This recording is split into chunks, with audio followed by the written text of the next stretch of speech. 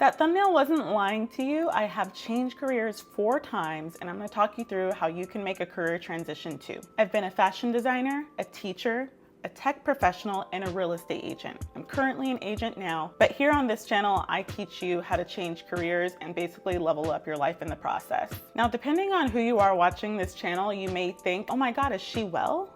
You know, I will tell you right now, I've disappointed my parents and grandparents more than once by giving up good paying, hard-working jobs, right? They weren't for me, and here's why. I'm walking you through each career transition, what I did to make said transition, and why I did it. By the end of this video, if you're still feeling like, no, I have no idea how to make a career transition, go ahead and drop a comment. Let me know what you're trying to do so I can help you out.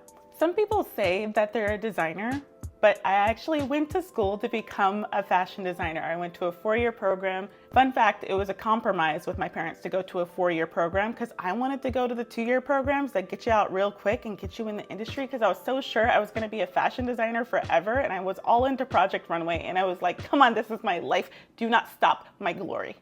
Kendrick have a dream. But I'm so grateful that my parents kind of coerced me into going to a 4-year program because I had options. Back in college, I signed up to be a marketing major and a fashion minor because that was the safe path that my parents wanted. But day one, I went to the registration office and I flipped it. I made fashion my major and marketing my minor. I'm 18, you can't tell me nothing. After I got my bachelor's in fashion, I went on to work in the industry. I was super excited and really hardworking, and boy did I have to be because it was a grind. Fashion is not exactly what you see on TV. Nope.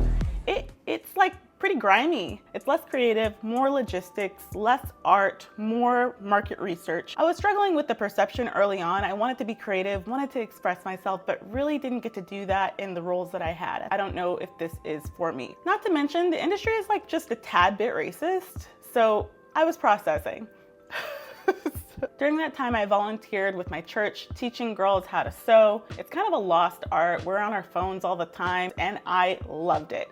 I loved being able to help them be creative. I loved being able to serve my community. I felt like I had a deeper purpose than just making sure those shipments, those samples, those clothing samples got out on time, making sure those CADs were sketched just perfectly.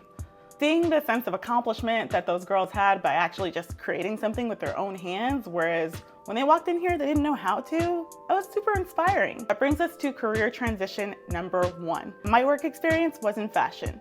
I didn't know anything about teaching, but I knew when I volunteered to do it, it lit up my life. So I took a job as a substitute teacher, which, boy, that is a hard job. Think about that substitute back in the day.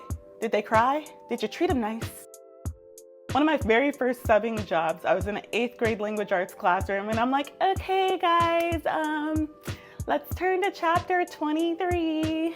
So we go through the lesson, the kids are like not really listening, but they're kind of listening. But then one girl stays after. She sits on her desk right in front of me, and she's like, Miss, I like you, but you're not gonna make it.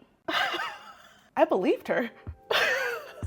But you know what? She was right. Making the move from being a designer to becoming a substitute teacher, you better believe I took a pay cut. I had consistent work and health benefits, and then I went to inconsistent work and no health benefits and no work on the summers. It was tough. I drove Uber during that time. I was just so sure that I didn't want to be where I was that I was kind of willing to do what it took to make a transition. So to make this career transition, I went back to school. But looking back, there were other ways I probably could have made that happen. At the very least, I shouldn't have paid for school myself. That was silly. When you're making your career transition, pay close attention to the industry.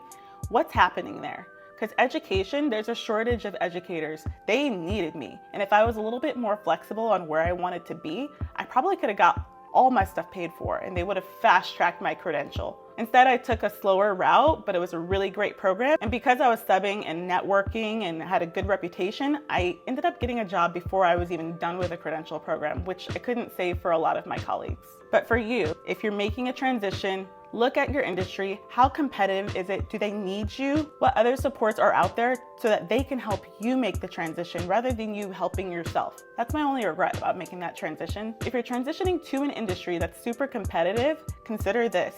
Is there a school, is there a program that's just renowned for getting results for people that graduate from there or for people that have that certificate program? Like, go to the place where they are superstars, because that gives you a level up above the competition, and you need to be able to compete at the end of the day. Never wait until you have a job to compete.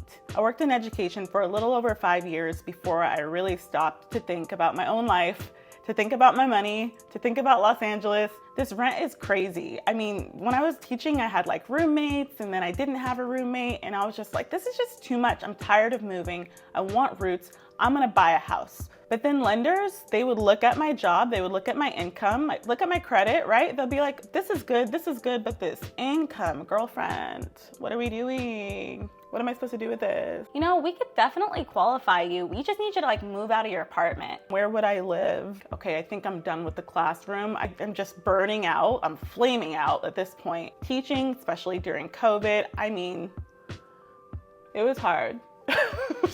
Teaching kids in this century is already super emotionally taxing, but put COVID on top of it, and I think it just accelerated my exit. That brings us to career transition number 2, my journey to the tech industry. I was at a point in my education career where I could honestly just coast. My job was about to be permanent. It was gonna be super hard for them to fire me if I just waited 3 more months to stay. And of course, I decided to go. Towards the tail end of my education career, I started thinking about ways that I can use my skills as a teacher and my past skills as a designer, understanding graphics, understanding presentation, and how to put that all together in a learning experience.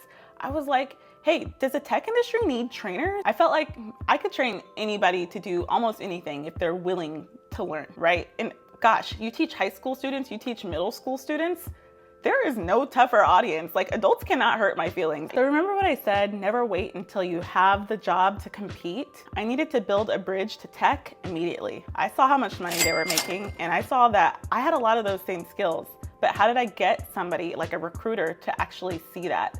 I talked to my teaching colleagues about it and like, hey, I wanna make this transition. I think I'm kinda done with this. I just, quite frankly, wanna buy a house. I wanna get my money up, right?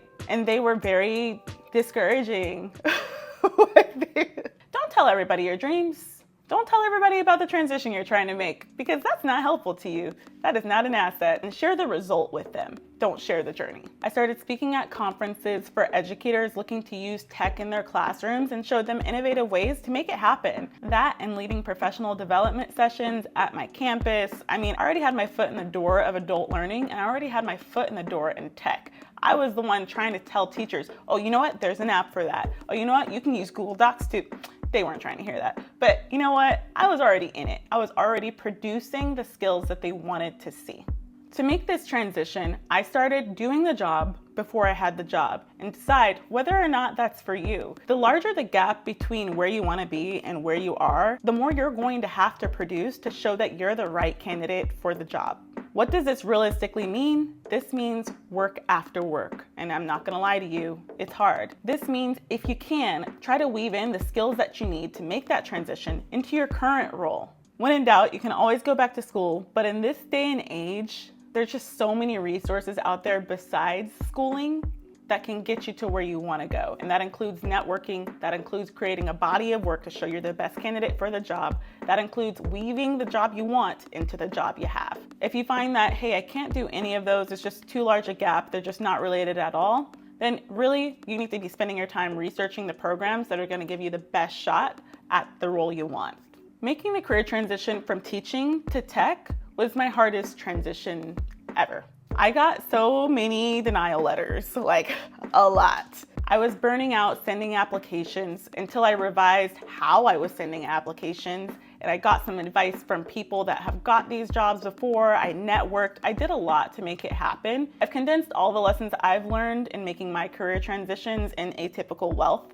Link in the description below. The next thing we have coming up is a resume workshop. It's completely free. When you come to Resume Rehab, we have a recruiter on the call giving you tips on your resume, telling you those do's and don'ts, and I'm telling you all of my lessons so you can run a checklist on your own resume to make sure you're not making those resume mistakes, those cover letter mistakes. We talk about all of that. If you weren't able to make this round of Resume Rehab, we'll have a replay for you when you join the Atypical Wealth community. After completely demolishing my resume more than once and completely revamping my LinkedIn, I finally got the call I wanted for the job that I really wanted, for the company that I really wanted. The most interesting thing though, all the things that I learned prior to applying for that job, the design, the teaching, the technology work, all that work, the culmination of those experiences, I needed every single bit of it to be successful in that tech role. Boy, did it set me apart from the competition. So remember, at the end of the day, when you're making your career transition, it's really not necessarily about where you're going.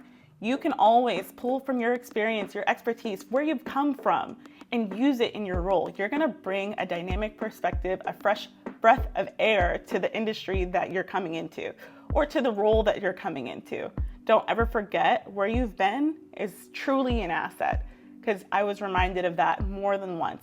When I got my tech job, I was finally able to purchase my first home, and I got to see how absolutely broken that process is and how hard it is for average people, even if you have a good job, even if you have good credit, and you're in California. I know it's expensive, guys. It's really tough. I wanted to find solutions for people that felt like, hey, I don't know how I'm gonna make this transition. I don't know how I'm gonna get into this home. I became a licensed real estate agent to help people solve that problem. But what I want you to get from this video is that it doesn't matter what the transition is, you can do it. There's 5, 10, 11 different pathways to get to your goal. It's just a matter of exploring the best one for you. Join me in the Atypical Wealth community. I'll keep giving you the tips to level up your career and build wealth with your life, y'all, because that's what we're trying to do here. I'll see you on the next one.